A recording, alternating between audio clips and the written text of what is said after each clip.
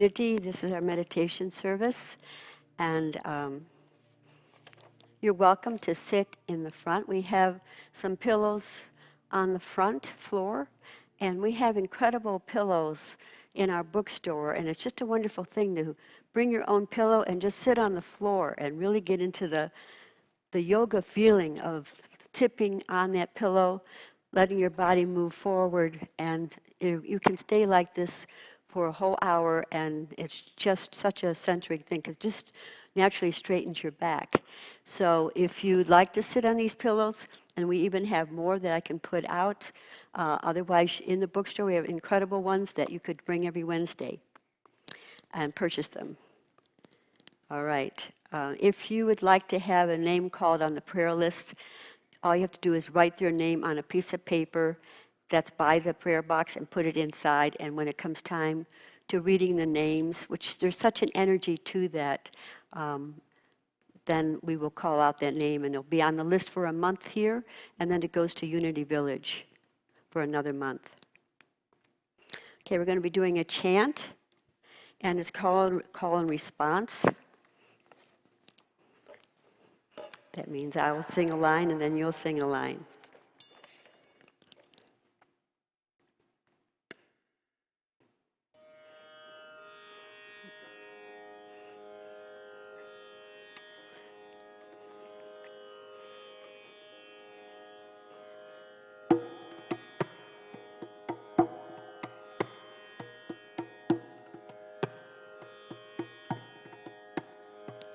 Holy, holy,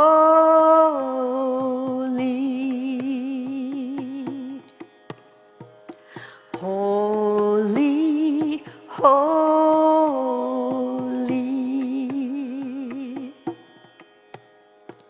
holy, holy.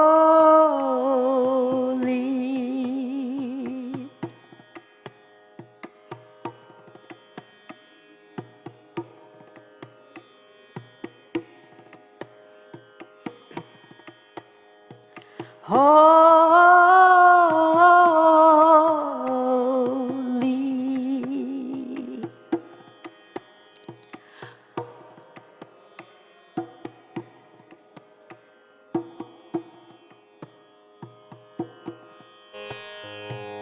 holy.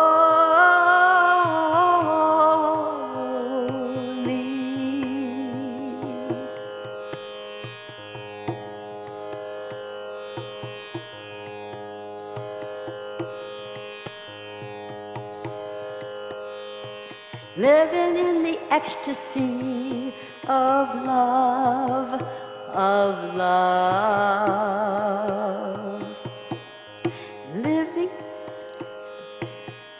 of love, of love.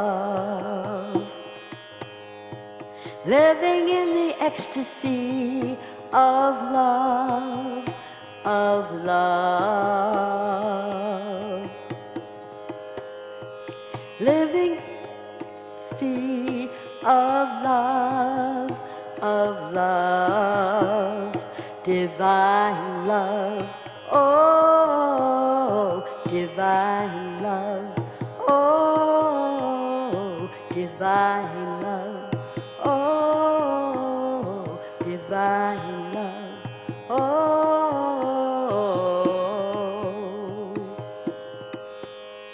Source of all life,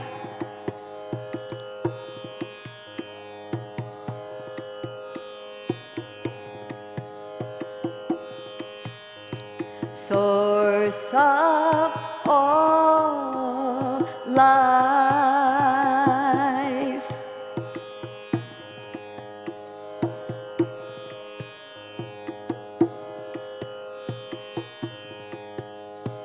holy,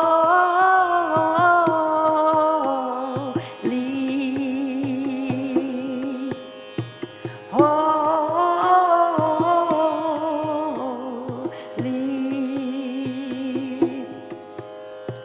living in the ecstasy of love, living in the ecstasy of love, of love, living in the ecstasy of love, of love.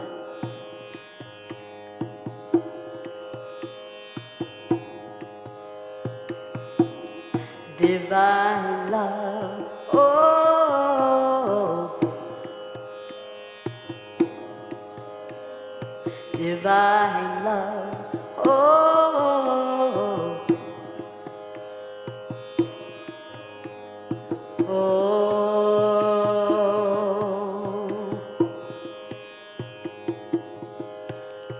light of my soul, light,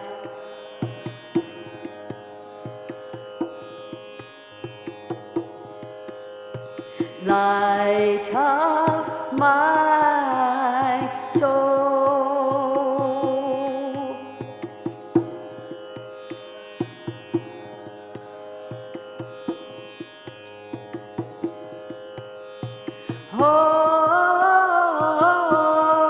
Holy,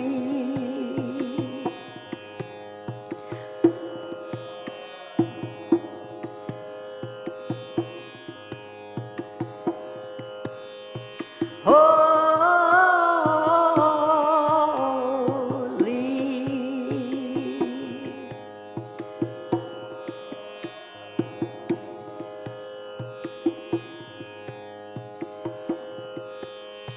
living in the ecstasy of love, of love.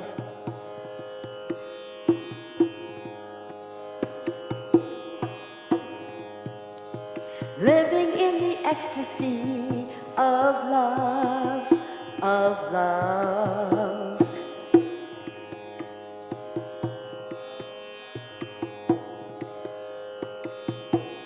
Divine love, oh, divine love, oh, divine love, oh, divine love, oh, divine love, oh, divine love, oh,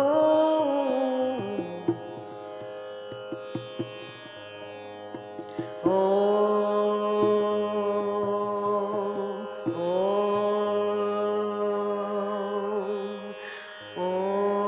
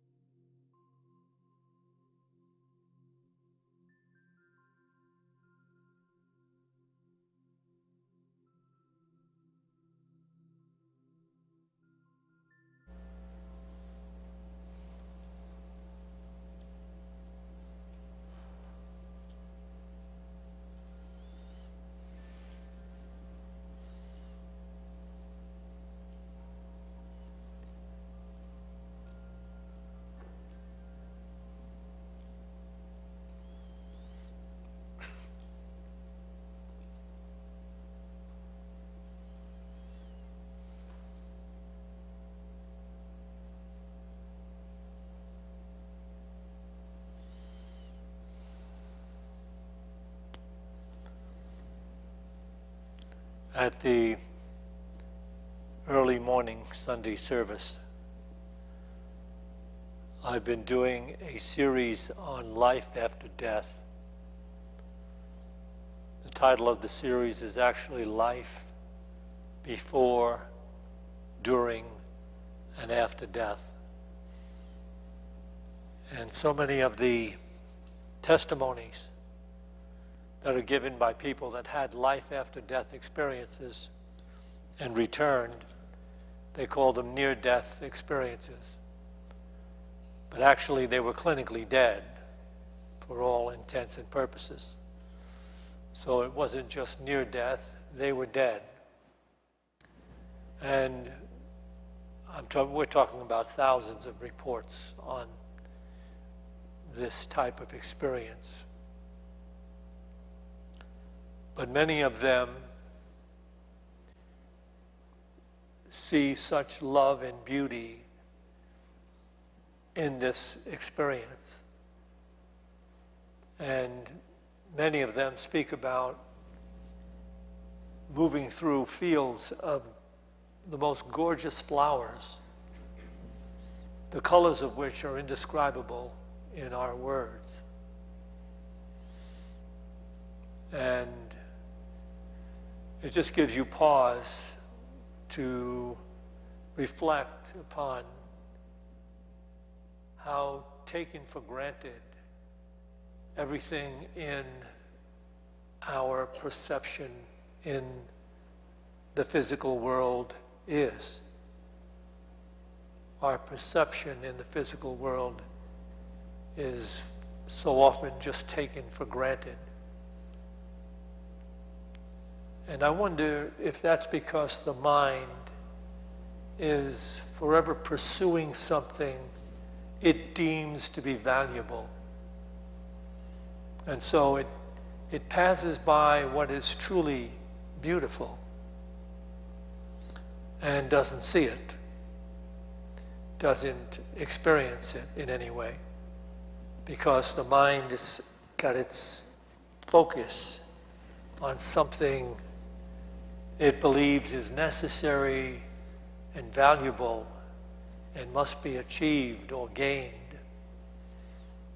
And it occurred to me while I was jogging with my dog Kaya up in the mountains, which I do 4 or 5 mornings a week. But now up there, the wildflowers are out, and they've actually never been out as beautifully as they are now with all of the rain that we've had. The wildflowers are amazing, and they're beautiful. And it's almost as though you can't ignore them. At least when I'm on my little jog up there with my dog, I see how beautiful they are. And I remember back when, way back when in my life, where things of beauty like flowers and that type of thing never made any impression on me. I guess I never saw them. I was too occupied with something I was getting, wanting. So, but now,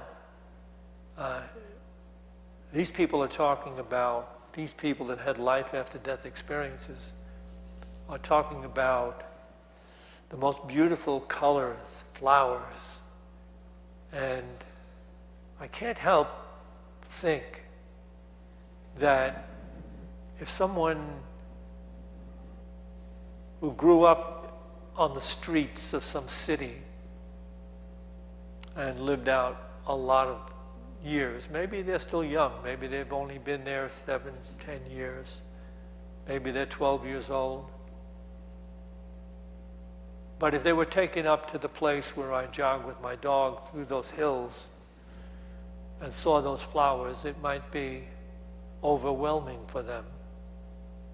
I think this is what some of the organizations try to do with these kids that would grow up in a ghetto and have all the wrong input.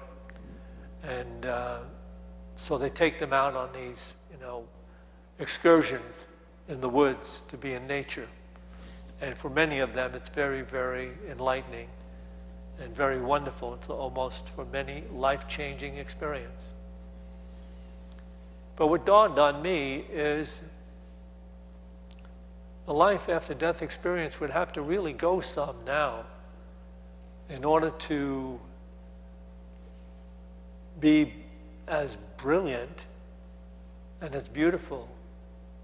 Because what I'm seeing in the morning is so beautiful and brilliant that it would really have to be extraordinary for it to be something extraordinary for me. Now, maybe for many people it wouldn't be because they're not experiencing this. But in that time that I'm jogging with my dog, I'm already in a state of heaven. And it's so wonderful to be able to do that. Because all of the things that used to hold real value in my mind are not there anymore. I put them on the table to God. I don't know, maybe some of you remember that I've given some talks, and I think it came out of, a dream that I had way back when. I used to be into dreams exclusively, but as I became more aware of the blessings that come when we allow this holy, refined, divine nature to be present and not to be so overwhelmed with thought and concern and worry, but to allow this consciousness to be present. So it occurred to me that for this consciousness to be present, I would have to give up some of the things that my mind held as being valuable and necessary and needed. And so for many, many, many years on the spiritual journey, I would envision a table between myself and God. I would do this just when I'm in a state of meditation. And I would be introspective about what it is that I'm willing to give up now for more God consciousness. Or what may be needed for me to give up now for more divine awareness, the moment of beauty and blessedness. And so along the way, I would have to put things on that table. And at a couple of times, in a couple of places in my life, I had something take place. It was interesting dialogue between myself and God. Because at one time, when my dog, the dog I had 8 years ago, a beautiful white dog that had some Samoyed in him, maybe some wolf. But he was a great dog and would jog with me up in the hills. But he was a runner. Squeakin would, any chance Squeakin got, he would bolt out the door. And I would have to go try to find him, or I have to wait for him to come back. So I had to really keep sort of half an eye on him, even when we were jogging, that he didn't take off. But I really appreciated that dog, as I do all my dogs. And at one point, Squeakin left, and he didn't come back in his usual time. He wasn't back in one day, wasn't back the second day, and I was really now concerned about him. Because we have mountain lions up there, and we have all kinds of things that can take place. There was even, at some point, some guy trapping fox or something up there, and he could have been caught in one of the traps up there in the hills. So on the third day, I was really concerned when Squeakin didn't come back. And I said very seriously and very intentionally to God.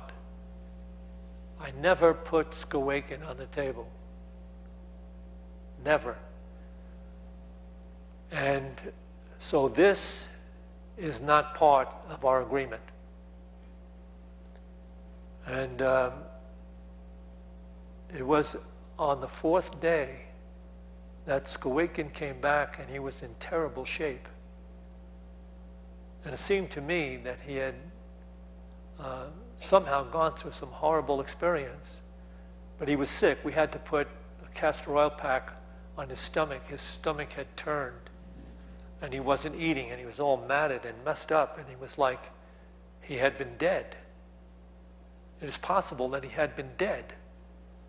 But when I said that, it was with grand intention. That was my agreement with God. I never put, okay, I may have an attachment to this dog, but I never put him up on the table, so I wasn't willing to part with him.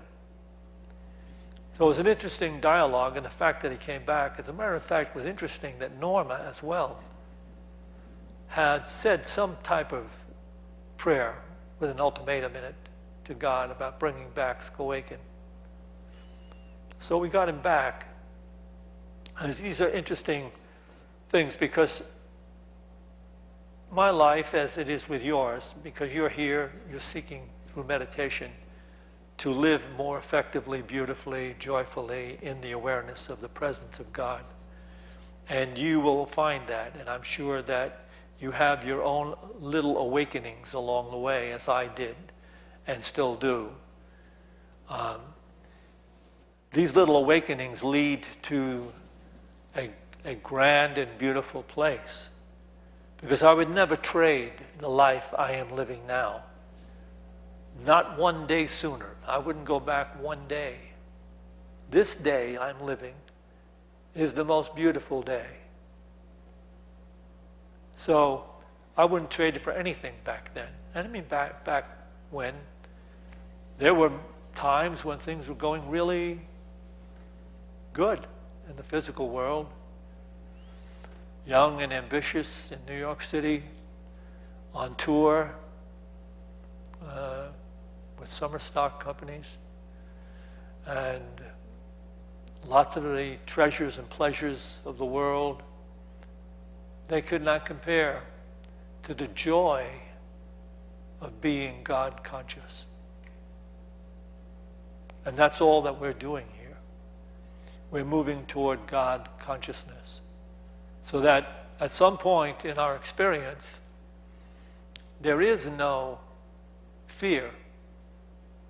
There's no fear of loss, because we've reached a place where there is no wanting for anything except the majesty and the miracle of being awake in this divine presence in every moment. That's referred to in many different places with many different analogies and parables, but it is the pearl of great price. Isn't that beautiful little parable? The smallest little parable in the entire Bible. A merchant in search of fine pearls, upon finding one of inestimable value, sold all that he had that he could purchase it. And that's what you do, that's what you're doing by putting these different things on the table between you and God. You're giving them over. You're not attached to them now. It doesn't mean that they're going to go away. It doesn't mean that they're removed from your life, like your automobile or your house or whatever else. But you know now that if your automobile or your house were removed, it would not be devastating, because you have the pearl of great price. You have the divine awareness in the moment, the majesty of being alive. And that's why when I pray on Sundays, and I pray with groups of people, I speak about resting in God. When we rest in God, it means we are surrendering in that moment to be just okay in the awareness of God. We're not wanting anything with it.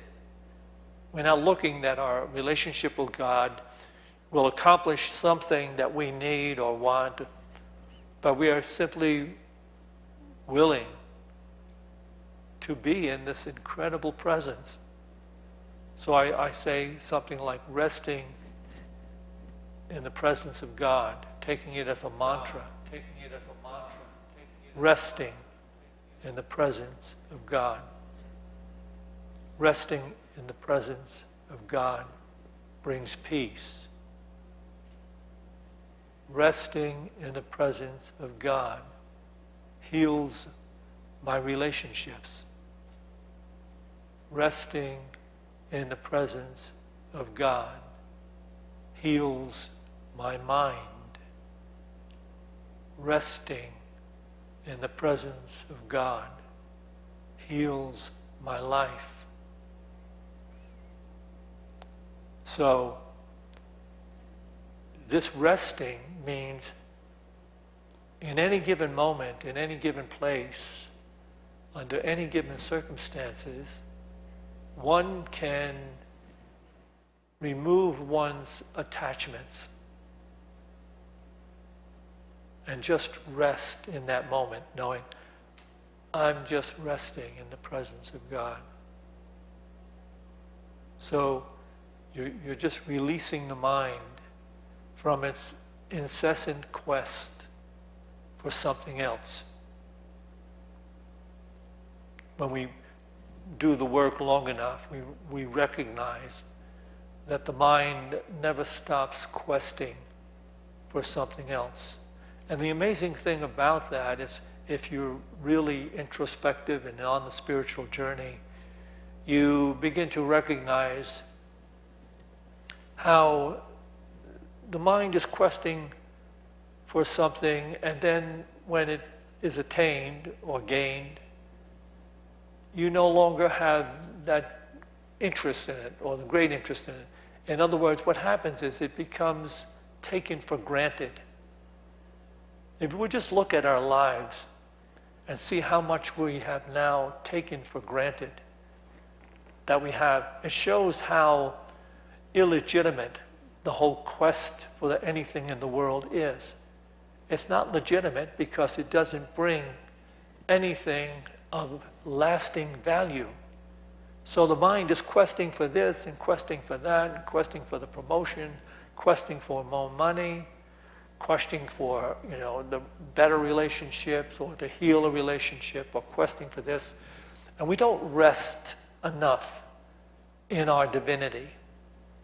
So life is, for the most part, it's tedious and it's stressful and it's problematic until we learn to be God conscious. And then what we are doing and what we are pursuing and pursuing with a preference. In other words, I still prefer certain things, but I'm not demanding them. My mind isn't all caught up in seeking how I'm finally going to get this that I'm seeking. I simply have a preference for this. If it comes my way and works out, great. If it doesn't, I'm cool with that because I've already put it on the table. It's already on the table. If it's not there, this is going to get in my way between myself and the majesty of being in the presence of God. I'll let it go. I'm already detached from it. So all the things that we have, we eventually recognize that, we sought them, we wanted them, they may have come our way, some things maybe didn't, but many things do, and they lose their value. And all that we thought they were going to be are taken for granted. Just think about whenever you've bought a car, and how the first few days and maybe even a couple of weeks, it's an interesting thing to get in and drive that car.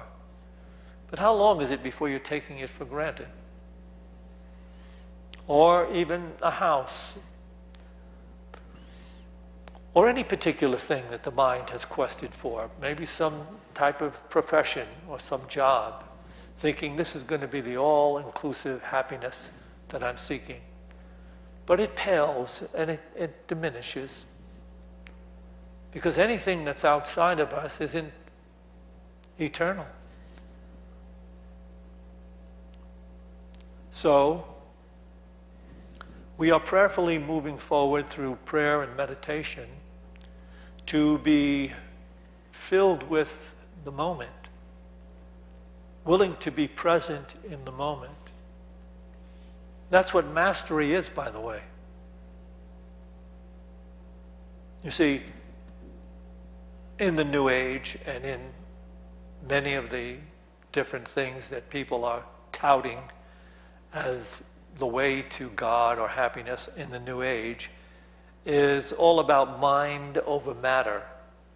If you use your mind in a certain way, you're going to get those things out there in the world that are going to make your life work. There's nothing wrong with focusing like that on your journey, on your path. If you're deficient in a certain area, it may help you to become more, focused in what it is you're actually seeking, instead of just, hanging out. But at some point, there's a revelation that comes with that, so that your pursuing must always carry with it the priority. That is, you cannot be overly attached to it so that it makes you anxious. If you're being made anxious by the mind, it means that you are striving for that which will ultimately diminish in value and ultimately be taken for granted, because it really didn't have the value you're seeking. What the soul in you is seeking is a one-on-one relationship with the intelligence that we refer to as God, with the love that we refer to as God. And then, as you have more and more of that in your life, then you prefer things. I prefer to get this to happen. I prefer to get a better car, it'll work better. I prefer to have more friends, or I prefer to have a partner that will share life with me. But it's not a demand from within. I've got to get this done because my life's not working. Your life works because you are God conscious. You are taking those moments each day to practice your yoga, to recognize the presence of God in every moment, in every place, in every condition. And when you're not recognizing that, and anxiety or depression has risen within you, stop. Stop.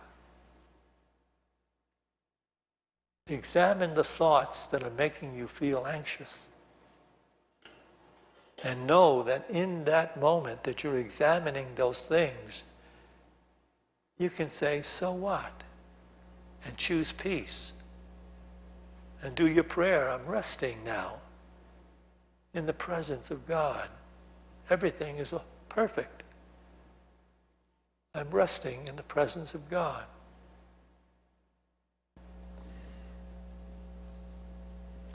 So we're going to meditate together.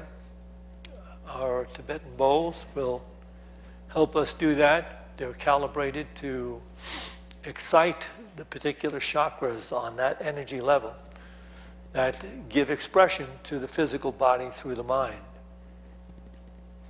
And if you just let yourself go and be okay with the energy as it flows, and be okay with sitting here. Look, you came all this way to sit here, and that's all you have to do, is sit here and allow the wanting and the seeking for the things outside to relax. Don't try to shut the mind off. Just let the thoughts that come in, and let them come and go, as the way you might watch an uninteresting, silent, colorless parade, a meaningless parade. Just let them come and go, and just gently give your mind to being here in the presence of the divine. So we can use that as our mantra if you don't have a particular meditation technique. I am here now, honest in the presence of God. I am here now, honest in the presence of God, of God, of God.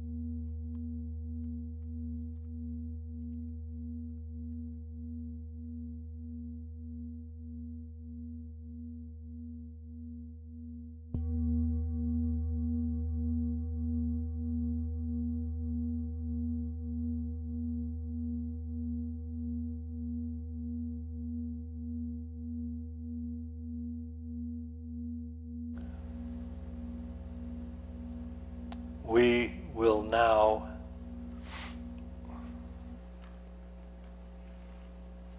pray for those whose names have been submitted to our prayer list.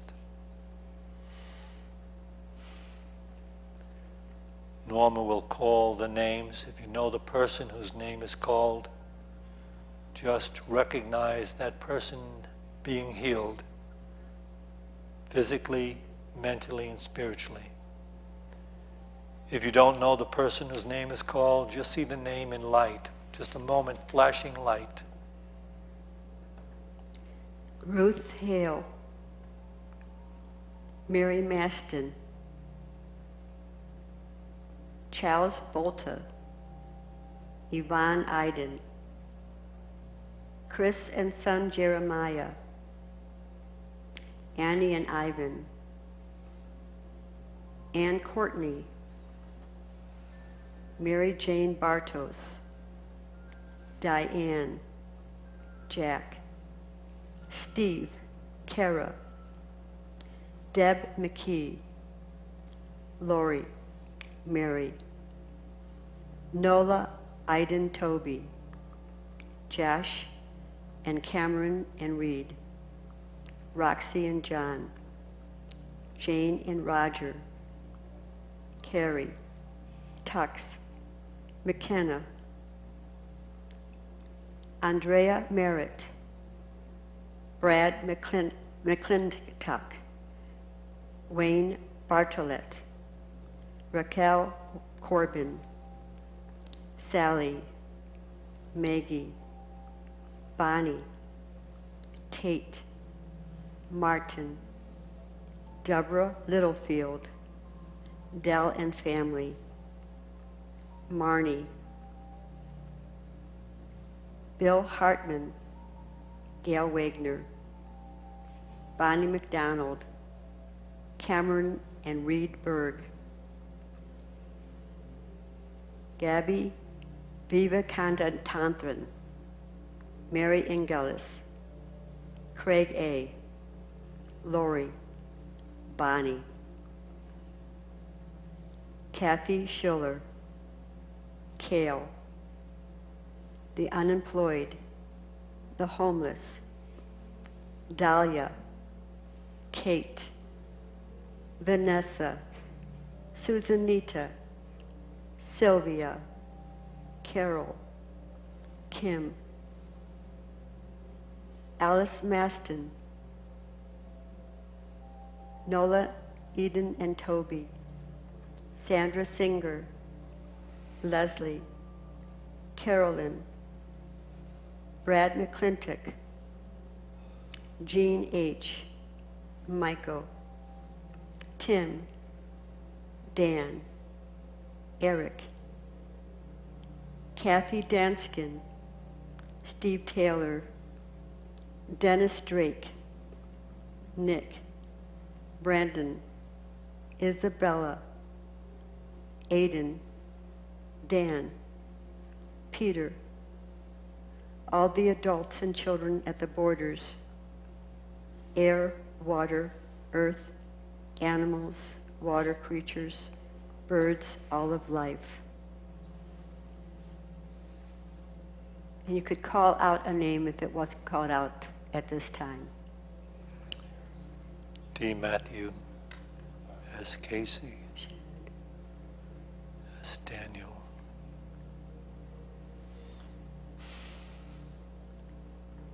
We see this healing light surrounding the prayer box and all the people whose names have been submitted throughout the month. We see them healed physically, mentally, and spiritually.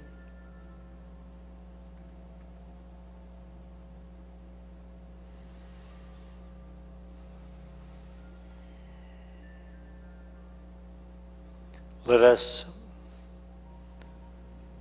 image this refined awareness, God consciousness, resting in the moment of the presence of God, becoming the daily yoga the daily bread of all human beings. And it bringing forth all harmony, healing, and beauty back into the natural conditions and expressions of the earth,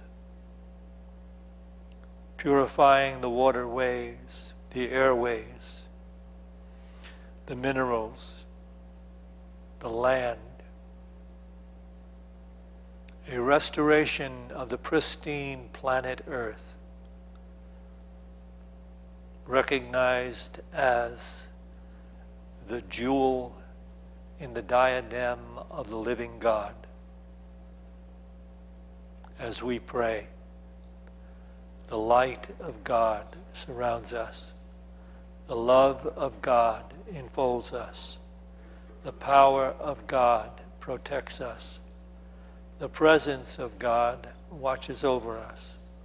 Wherever we are, God is. And God is love. To this we say, Amen.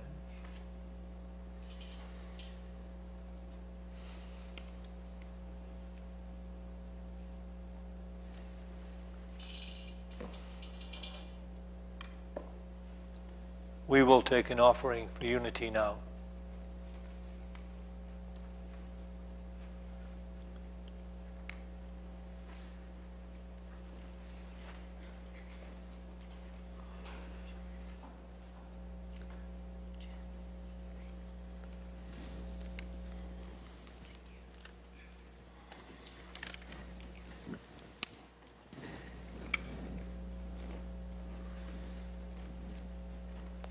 As we take our offerings in our hands, let's bless them with gratitude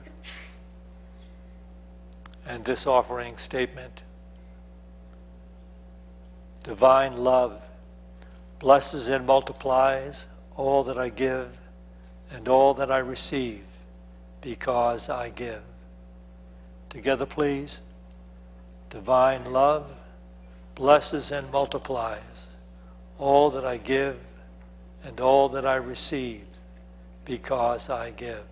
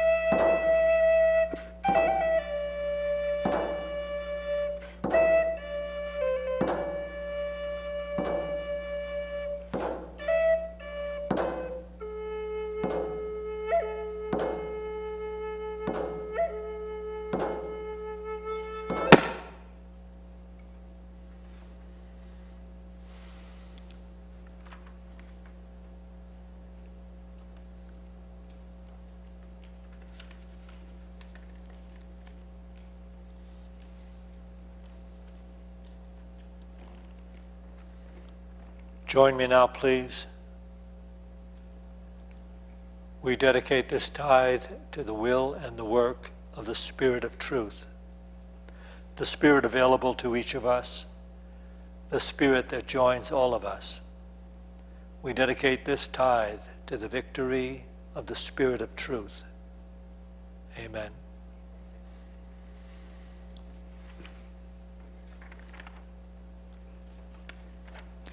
The Sacred Feminine is meeting tomorrow from 12 to 1:30, and it'll be in Fellowship Hall.